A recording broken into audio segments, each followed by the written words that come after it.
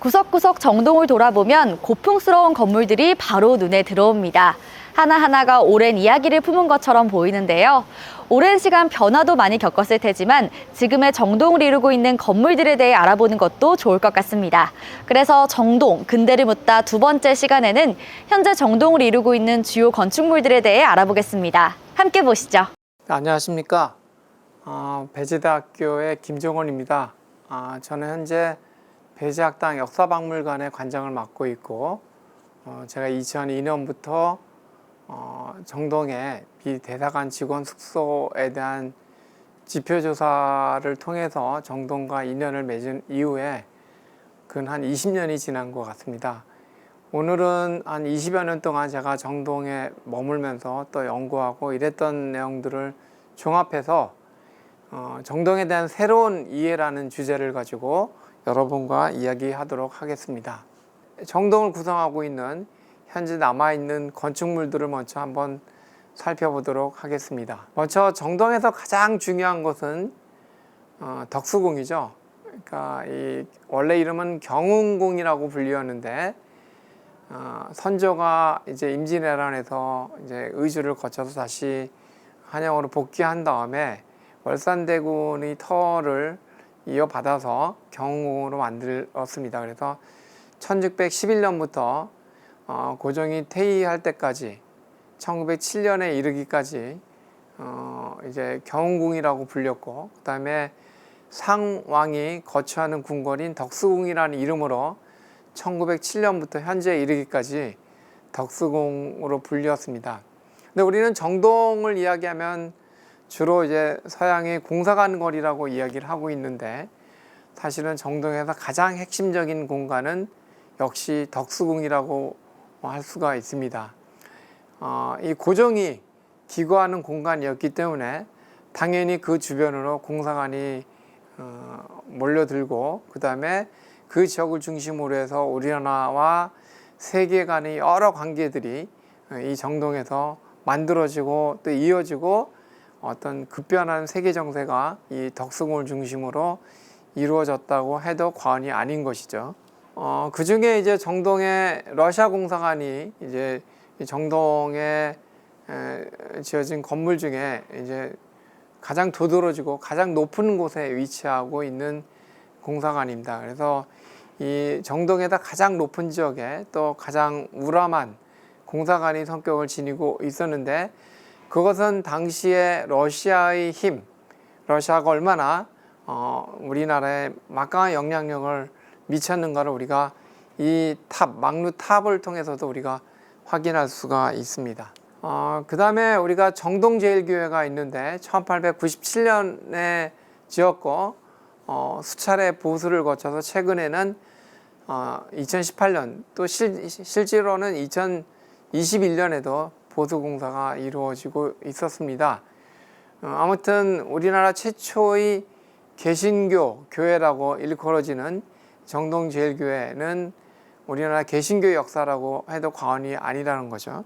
그 다음에 중명전, 수옥헌이라고 불렸던 건물인데, 이 건물이 있기 전에 또 다른 모습으로 이따 나중에 다시 사진을 보여드리겠지만 우리에게서는 그 을사늑약이라고 하는 치욕의 현장이었던 건물입니다. 그 다음에 덕수궁에 중화전이 있는데, 이 중화전은 1904년에 덕수궁 일곽이 불이 타면서 원래는 2층 정각이었는데 1층으로 축소가 되면서 덕수궁이 정전이었던 중화전 건물을 우리가 볼 수가 있습니다. 다른 우리가 경복궁의 근정전이라든가 창덕궁의 인정전, 그다음에 창경궁의 명전전, 이런 것들은 다 2층 누각으로 되어 있는데, 중화전은 1904년에 불타서 1층으로 증건을 하게 됩니다. 그 다음에 아주 독특한 1910년도에 준공한 석조전이 있습니다. 이 석조전은 잔 레지널드 하딩이라고 하는 사실은 등대건축가, 왕실 등대건축가가 설계를 통해 가지고 이 건물이 지어지게 됩니다. 사실 우리나라 근대사를 푸는데 하딩은 굉장히 중요한 의미를 담고 있는 건축가라고 할 수 있는데, 이 하딩에 대한 알려진 것들이 이렇게 많지 않습니다. 그래서 하딩과 석조전의 관계를 푸는 것은 우리나라 근대사를 푸는데 아주 핵심적인 내용이 될 거라고 생각이 되는데 아쉽게도 아직까지 하딩에 대한 전반적인 연구가 충실하게 이루어지진 않았습니다. 이 석조전 옆에는 지금 국립현대미술관 덕수궁관으로 사용되고 있는 이 덕수궁 서관이라고 불리우는 그 건물이 있는데, 이거는 이제 이완갑 미술관으로 1938년에 준공을 하게 됩니다. 이 석조전이 열주 모양과 연결시켜서 나카무라 요시에이라고 하는 일본인 건축가가 설계를 한 건물입니다. 그래서 그 다음에 가운데 중정에는 이제 원래는 거북상이 있었고, 거북상을 철거하고 물개상, 4마리 물개상이 들어가 있는 모습으로 우리가 볼 수가 있습니다. 이 석조전과 그 다음에 이 정원계획, 그 다음에 오른쪽으로 보이는, 제가 볼 때 오른쪽으로 보이는 이 중화전 영역에, 사실은 정전 영역에는 회랑을 둘러서 정전에 대한 권위를 나타내게 되는데, 이 석조전 축과 중화전 축이 일치하지 않음으로 인해서 이 정전을 둘러싼 회랑은 회철이 되게 됩니다. 그래서 이거에 대한 정확한 원인도 아직까지 이제 정확한 원인을 찾아내지는 못하고 있습니다. 좀 더 명확한 사료를 통해서 이 덕수궁에 대한 역사를 찾아내야 되지 않을까, 이렇게 생각이 됩니다. 그 다음에 경흥궁 양의제인데, 이 당시에 조선 후기에 귀족의 자제들이 여기서 수학을 했던 공간인데, 이전에서 1927년에 이전해서 지금은 성공회 성당이 뒤편에 세워져 있습니다. 바로 뒤에는 영국 대사관 건물이 보여지고 있죠. 그다음에 제가 근무하고 있는 배재학당 역사박물관입니다. 이 건물은 1916년에 지어진 건물인데, 이 옆에 주변에 높은 건물들이 있음에도 불구하고 아주 당당하게 세워져 있습니다. 그러니까 덕수궁을 제외하고 사실 그 원래의 모습의 외관 모습을 그대로 간직하고 있는 건물은 이 건물이 사실상 거의 유일하다고 해도 과언이 아닙니다. 그만큼 우리가 정동의 근대문화유산 1번지라고 이야기하고 있지만 계속해서 불타고 새로 지어지고 복원이 되고 이런 건물들이 상당히 많이 있습니다.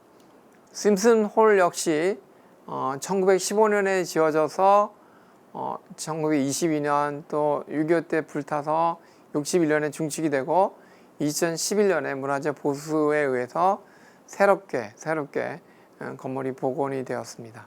그 다음에 성공의 서울성당인데, 원래 도면이 완공되지 못하고 1926년에 그 아서 딕슨의 설계에 의해서 지어지다가 반쪽만 지어졌는데, 기적 같은 일이 그 성공의 성당의 100주년을 기념하기 위해서 이제 중축 계획이 이루어지고 있었는데, 원래의 도면이 렉싱턴 도서관에서 발견이 돼서 시민이 제보로 이 도면대로 다시 복원이 되었습니다. 근대사의 점철이 이제 한국 현대를 만나면서 새롭게 완공된 모습으로 기적 같은 일이 벌어졌는데, 또 최근에는 성공의 성당을 앞에서 가로막았던 국세청 별관이 허물어지면서 이제 세종로에서 가장 두드러진 모습으로 로마네스크 양식을 잘 보여주는 성공의 성당이 큰 대로에서도 잘 보여지고 있습니다. 그래서 아마도 제 판단으로는 우리나라 건물 중에서 가장 로마네스크 양식을 잘 보여주는 그런 건물이 아닌가, 이렇게 생각을 합니다. 그 다음에 이제 시기가 지나면서 1926년을 기점으로 해서 이제 역사주의적, 그러니까 서양이 고전적 양식을 표현했던 건물들이 양식적인 요소들을 좀 제거하면서 근대적인 어휘들이 들어가는 건물들이 지어지는데, 서울역사나 청도포 관저 이후에 그런 건물들이 지어지는데 아직까지는 이제 역사적 흔적을 고스란히 보여주고 있는 대법원 청사입니다. 지금은 서울 시립미술관으로 사용이 되고 있는데, 이 영역 일대는 시청별관 옆에죠. 이 영역 일대는 정동에서 가장 많은 변화를 가져오고 있던 건물이다. 원래는 이 자리에 독일 공사관이 세워져 있었고, 그 다음에 이제 아간파천 이후에 경운궁이 들어서면서 이 영역은 궐외각사라고 해서 우리가 지금 현재 이 시점에서 보면 청와대가 있고, 대통령이 근무하는 청와대가 있고, 그 다음에 강료들이 장관들, 각부 장관들이 근무하는 정부종합청사가 있듯이, 경운궁은 왕이 기구하고 왕이 통치 기능을 하는 궁궐이라고 본다면, 그 국정을 직접 수행하는 각 정부 기관이 들어서 있는 궐외각사가 여기 들어서 있다가, 일제강점기에는 토지조사국, 그 다음에 경성법원, 그 다음에 대법원, 이쪽으로 이렇게 변해서 이제 이 지역이 가장 많은, 주인이 가장 많은 변화를 가져오고 있는 지역이라고 할 수가 있습니다. 그 다음에 제가 지금 녹화를 하고 있는 구세군 중앙회관이죠. 그래서 1928년에 준공을 해서 1959년에 중축을 하고, 그래서 이 건물은 삼각형이 박곡면이 가장 두드러지게 나타나면서 그랜드 컬럼이라고 하는, 그러니까 그랜드 컬럼이라고 하는 것은 이제 두 개 층을 통합하는 높은 기둥을 설치한 도릭식의 가운데 네 개의 기둥을 설치해서 포치 입구 부분을 나타내는 그런 양식이 독특한 방식으로 접근한 구세군 회관을 볼 수가 있습니다. 그 다음에 비교적 최근에 모더니즘적 경향을 보이는 신화일보사의 건물이 1930년에 지어졌다가 1975년에 우리가 흔히 볼 수 있는 입구 포치 부분은 원래의 모습이 그대로 남아 있고, 윗부분이 이제 중축이 되어 있었는데, 이제 그 서양식 요소가 1층 부분이 반지하를 밑으로 약간 가면서 1층 부분의 포치를 위로 올려서 양쪽의 계단을 통해서 올라오는 독특한 입구 방식을 갖고 있는 신화일보사 별관의 모습을 볼 수가 있습니다.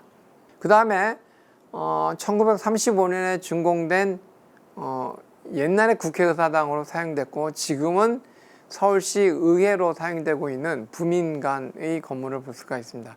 지금 여러분들한테 보여드리는 대부분의 건물들은 정동을 중심으로 세워져 있는 건물들입니다. 이게 다 대부분 다 등록문화재고, 그냥 오래된 건물이 가치만이 아니라 국가문화재로 등록되어 있는 건물들입니다. 이렇게 이 정동은 사실 상당히 많은 덕수궁을 중심으로 해서 외교 공간들이 있어서 미국 공사관, 영국 공사관, 러시아 공사관, 프랑스 공사관, 독일 공사관 이런 것들이 있는데, 그 외교 공간 옆에는 바로 각국의 종교시설들이 놓여지게 됩니다. 그래서 미국 공사관 옆에는 정동제일교회, 그 다음에 세문안교회 이런 것들이 있었고, 러시아 공사관 옆에는 러시아 정교회, 영국 공사관 옆에는 성공회, 그 다음에 구세군 중앙회관 이런 것들이 있고, 그 주변으로 여러 학교들이 있게 되는 거죠. 그래서 배지학당과 이화학당, 그 다음에 유경공원이 있고, 불어학교와 경성여자보통학교, 경신학교, 정신학교 이런 각 종교재단에서 세운 이런 학교들이 있고, 또 주변에 손탁호텔과 팔레호텔, 그 다음에 또 인쇄를 했던 산문출판사, 독립신문사, 신화일보사, 그 다음에 공간이 있었던 중명전, 대법원 청사,